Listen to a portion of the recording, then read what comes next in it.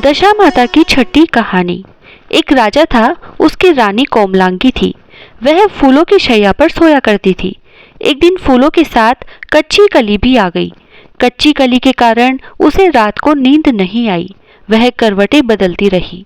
राजा ने पूछा, प्रिय, आज क्या बात है जो तुम्हें नींद नहीं आ रही है? रानी ने बताया कि आज फूलों में एक कच्ची कली आ गई है। वह मेरे शरीर में चुभ रही है, इसी कारण मुझे नींद नहीं आ रही। राजा के शयन कक्ष में एक दीपक जल रहा था, जिसे ज्योति स्वरूप कहते थे। वह ज्योति स्वरूप रानी की बात सुनकर हंसा। राजा ने हाथ जोड़कर उससे हंसने का कारण पूछा। ज्योति स्वरूप ने बताया कि अभी तो रानी को कच्ची कली के कारण इतनी तकलीफ हो रही है, कल सवेरा होने पर जब रानी को सिर का बोझा ढोना पड़ेगा तब इनकी क्या गत बनेगी। राजा ने पूछा कि क्या मेरे जीवित रहते ऐसा संभव है?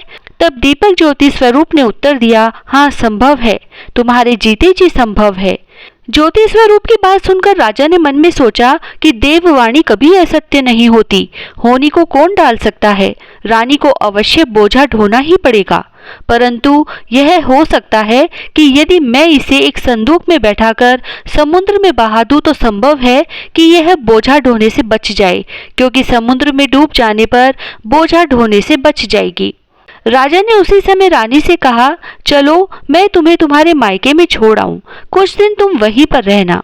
रानी बोली, परंतु महाराज, मेरे मायके में तो कोई भी नहीं है, मैं वहां किसके पास रहूंगी?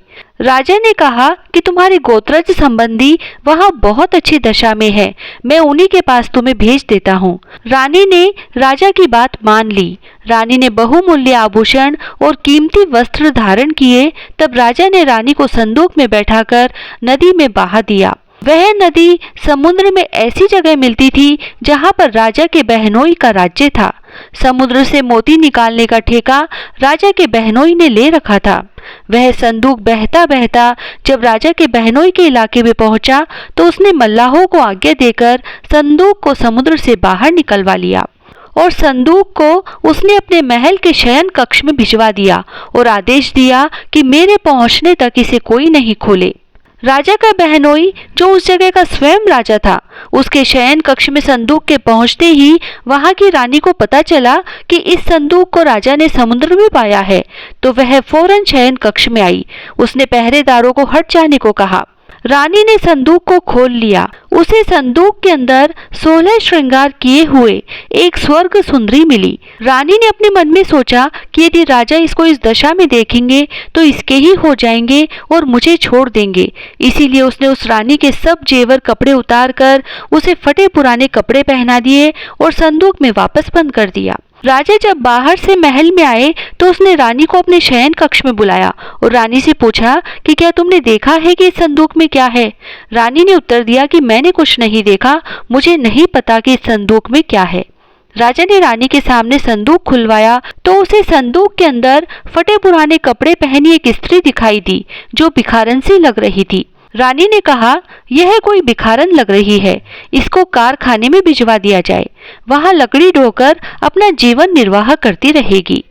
राजा ने रानी के कहे अनुसार उसे कारखाने में भिजवा दिया। एक दिन रानी की सहेलियां नदी में स्नान करके दशा माता का डोरा ले रही थी। उनके पास एक डोरा रह गया तो वे ये सोच रही थी कि इस डोरे को किसे दिया जाए कि उसी समय लकड़ी ढोने वाली रानी वहां आ गई। उन्होंने उसे रोककर पूछा, बहन, हमारे साथ दशा माता का एक डोरा ले लो। रानी ने कहा कि मुझे डोरा लेने में कोई हर्ज नहीं है, परंतु मुझे तो खाने भर को नहीं मिलता, मैं इस डोरे की पूजा कैसे करूंगी? वे बोली कि तुम इस बात की चिंता मत करो, हम हर रोज इस जगह स्नान करने आया करेंगी। 9 दिन तक हम यहाँ पर कथा कहेंगी, तुम भी रोज आकर कथा में शामिल हो जाया करना। 10वें दिन पूजा होगी, तब तक दशा माता चाहेगी तो तुम्हारी दशा बदल जाएगी। रानी ने दशा माता का ध्यान कर डोरा ले लिया। उसी दिन रानी के पति राजा को यह चिंता हुई कि रानी को संदूक में बंद करके बहा तो दिया था, परंतु पता नहीं उसका क्या हाल होगा।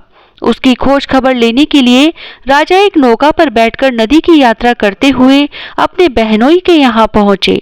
संध्या के समय वह अपनी बहन से बोला, मेरे हाथ पैरों में बहुत दर्द हो रहा है, किसी दबाने वाले को बुलाओ। तब उसकी बहन ने लकड़ी ढोने वाली भिखारिन को बुलाकर लाने की आज्ञा दी। उसे कहा, आज रात तुम मेरे भाई के पैर दबा दो।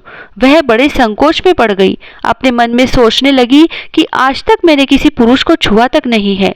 रानी अपने भाई के पैर दबाने के लिए उस पर जोर डाल रही थी, इसीलिए लाचार होकर उसने हाँ कर दी। राजा के पैर दबाते दबाते रानी को उसके पाँव में पदम दिखाई पड़ा। रानी चुपचाप रोने लगी। उसके आंसू राजा के पैरों पर पड़े। राजा ने उससे पूछा कि तुम क्यों रो रही हो? तुम अपना भेद मुझे बताओ, मेरे द्वारा तुमको कोई हानि नहीं होगी। रानी बोली कि जैसा पदम आपके पैर में है वैसा ही पदम मेरे पति के पैर में भी था। पहले के दिनों की याद आ जाने पर मुझे रोना आ गया। तब राजा ने उसे पहचान लिया। राजा ने कहा, मैं समझ गया, अब तुम्हें पैर दबाने की जरूरत नहीं है। तुम्हारे भाग्य में जो लिखा था वह तुम्हें भोगना ही पड़ा, और मैंने उसे टालने के लिए जो उपाय किया था उसका नतीजा उल्टा ही निकला। तुम्हें मेरे जीते जी लकड़ियां ढोनी ही पड़ी। सवेरा हुआ, परंतु अतिथि राजा सोकर नहीं उठा और न पैर दबाने वाली दासी ही कमरे से बाहर निकली। राजा की बहन को चिंता होने लगी। थोड़ी देर के बाद दासी कमरे से बाहर निकली और कारखाने में काम करने चली गई, और रानी ने कमरे में जाकर अपने भाई को जगाया। उसका भाई बोला, मेरी तबीयत ठीक नहीं है, मेरा सिर दर्द कर रहा है, मैं अभी आराम करना चाहता हूँ, मेरा मन भी बहुत व्याकुल हो रहा है।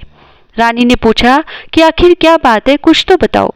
राजा ने कहा, बड़े शर्म की बात है, मैंने तुम्हारी भाभी को जानबूझकर संदूक में बैठाकर तुम्हारे पास इसलिए भेजा था कि इसे यहाँ आराम से रखा जाएगा, परंतु उसे तो यहाँ लकड़ियाँ ढोनी पड़ रही है। उसके तुमने सारे गहने कपड़े उतारकर उसे रास्ते की भिखारिन बना दिया। तब उसकी बहन ने कहा, मैंने उन्हें नहीं पहचाना और अपनी दासियों को भेजकर उसे चुपचाप अपने पास बुलाया। उसके आने पर बहन ने अपनी भाभी से माफी मांगी और उसके पैर पकड़ लिए। कुछ दिनों तक राजा अपने बहनोई बहन के घर रहकर रानी को साथ लेकर राजधानी में लौट आया। रानी ने अपने महल में पहुंचकर सुहागिनों को न्योता भेजा। बड़े धूमधाम से दशा माता के डोरे की पूजा की और नगर में ढिंडोरा पिटवाया गया कि आज से अमीर गरीब सब दशा माता का डोरा लिया करे और श्रद्धा पूर्वक पूजा किया करे। जिसके पास पूजन पारण के लिए धन की कमी हो वह महल से ले जाया करे। जिस प्रकार रानी के दिन दशा माता ने फेरे, वैसे ही सबकी दशा को ठीक करे।